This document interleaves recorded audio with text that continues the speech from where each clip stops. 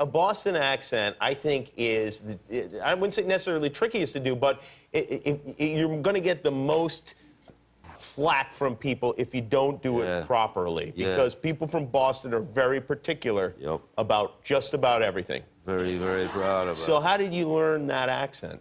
Well, it's, you know, it's a tough one. The only way to really do it is that I hung out with, you know, prior to going to Boston, I'd spent a lot of time with one of my all-time guitar heroes, Joe Perry from Aerosmith. Oh, wow, yeah. Yeah.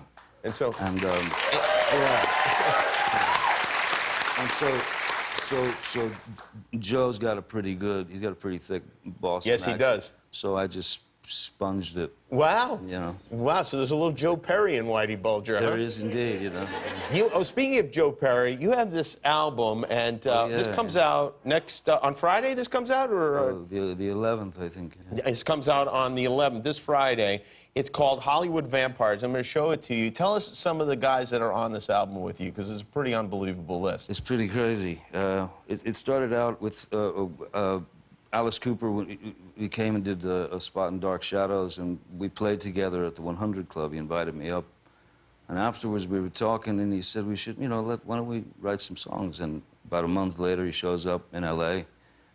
I had already written a bunch of music, and we started recording. Then it became this vampire thing, and then Joe